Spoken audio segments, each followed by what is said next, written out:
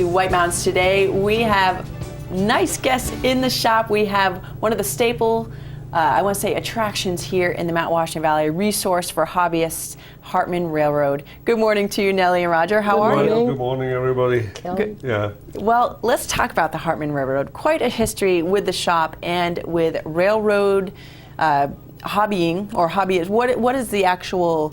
Generally, we were trying to do something for the whole family, from the little girl to the grandma and from the little boy to the grandpa. Our establishment actually had four things. We had a little cafe, we had a craft section, we had the hobby shop, and we had the museum. Unfortunately, people are rushing. And so the cafe, we have some nice cafes around us, so we didn't want to play competition to those, Glen Junction and Scarecrow and all the others. So we are focusing on the hobby and on the museum. And that's what we concentrated. Now, at the moment, we are operating the hobby shop, which we have 8,000 square foot. Amazing. And there is tons of material for boats, cars, planes, and a lot of choo-choo trains. In the museum, we try to do something which is not done in the US in general. There is only two museums like ours, one in Medina, New York, and ours, and the other ones mostly show one layout, do not have a lot of exhibits. Our strong part of the museum is that we have over 15,000 items on display. It's amazing. It's so like stepping into a different world. So we're trying to really show and bring back memories to anybody. Even also old girls would come in and see things that they saw or they had when they were young.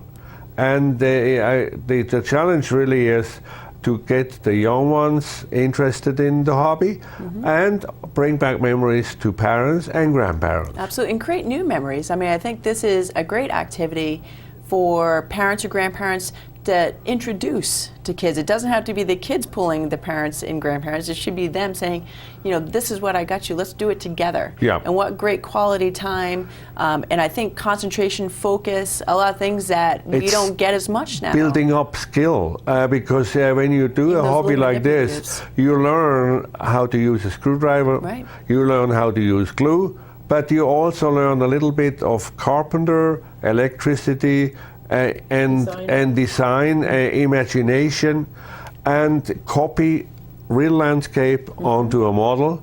And I think it's a great skill. You learn a lot for yourself. And once you have accomplished a little layout or a big layout, you're going to be proud of it. Absolutely. And I think this is something which a lot of people realize now slowly again, that with any of the video games, anything on which is fast going, there is no result. Yeah, there's a momentary win or lose, but do you have a history? No. And can you present anything to your friends? No. I think those doing a layout or doing something, even if you do a puzzle or if you create anything, if you carve something, tomorrow you can show it to somebody and say, hey, you see, this is what I did. And this is, I think, something which slowly, I think we hope that the trend is coming back again into this kind of thinking.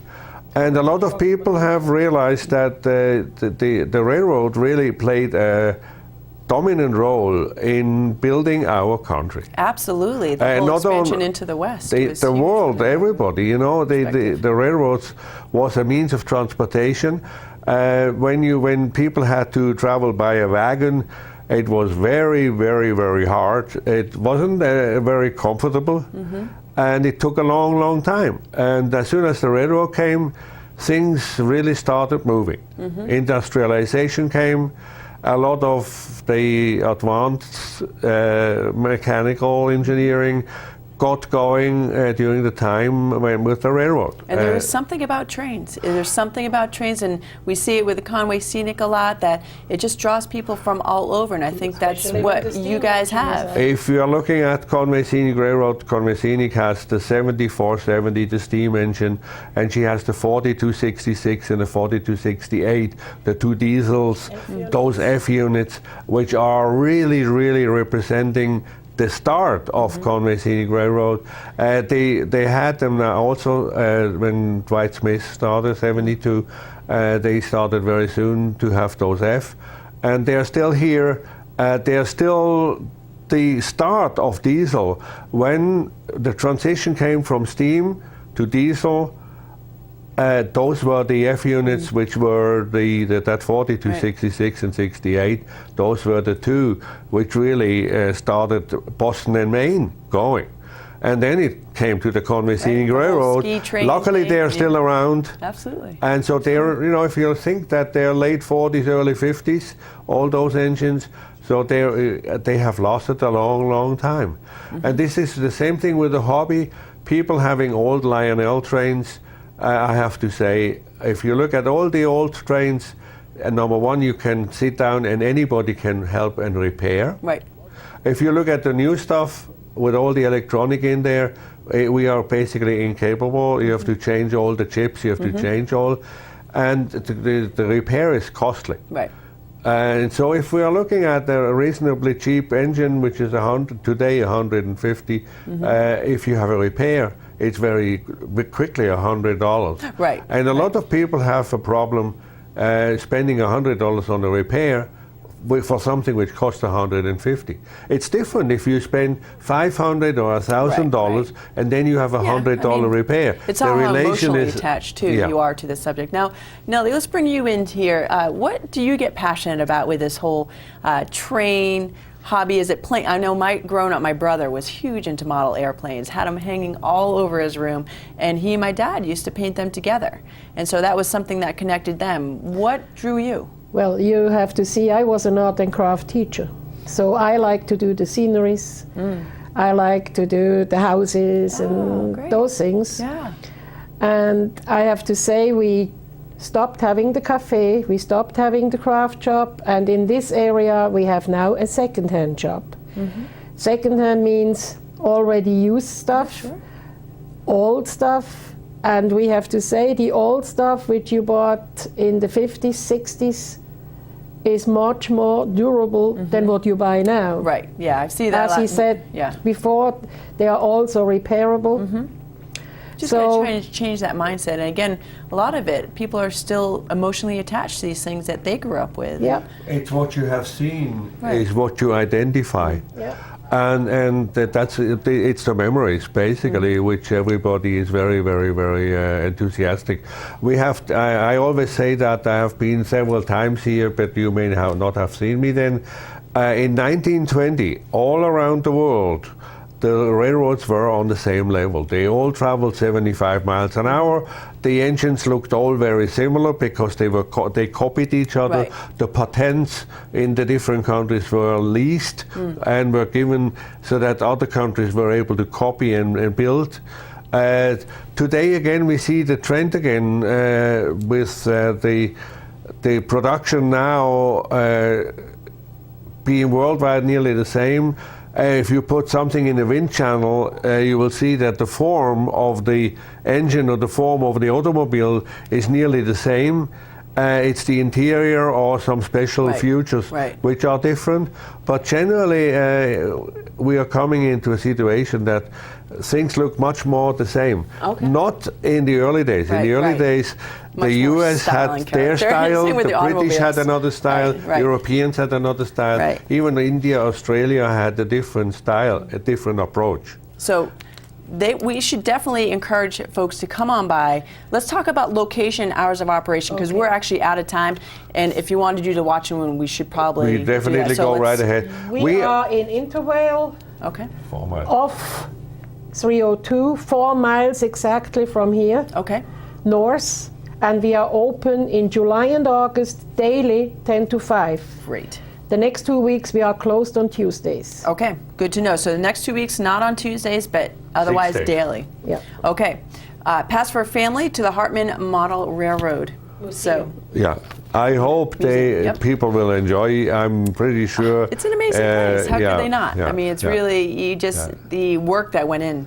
To I had everything. 50,000 hours. I have to tell that. I had 4 people with me, so we were 5 people, 5 years. That's amazing. Now, do you have a question for us, or would you like us to get one from the vault? Well, we gave the question. You did. to Chris. Excellent. Yes. Okay, so let's get right to it. 356-6619. If you'd like to take a guess at this, and this is for a pass for a family. Is that family 4, family 2? Family. Just a family. Okay, for a family to the museum. It usually says up to $25. Okay. But if a family comes, it's a family. Okay, sounds good. Now, Nelly, can you read that for me? What are the numbers on the F units at Conway Scenic Railroad? Okay, so Is it 4266 and 4268? Is it 3151 and 3153? Is it 9902 and 9903? Or D 009 and 099? Okay, Which so- one is it? which one is it? You can call 356-6619 if you'd like to take a guess. And this is for a pass for the family for the Hartmann Model Railroad Museum. So we have a caller at, and I just missed them. I'm sorry. 356-6619. There they are again. Would you like to take a guess? Good. I'm sorry? B as in boy? Hello? Hello, are you there? Do you have a guess? Yes. Okay, and what is your guess?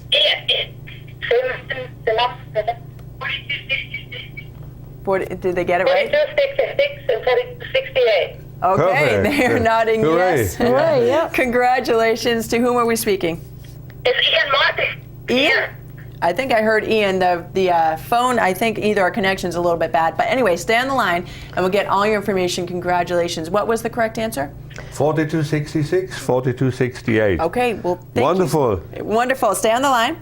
And that does it for this show. Thank you guys very wrapped much. us right to the end. That's awesome. So thank you so much. Don't go anywhere yet. No. We're still live. That's fine. Thank you, Roger and Nelly, for joining us. Hartmann Model Railroad, right in Intervale. As you're heading north, it's going to be on the right-hand side. We will be there for you. All right, wonderful. All right, folks, that does it for this edition. Tune in tomorrow starting at 7:30. We'll be back here with news, events, and weather for the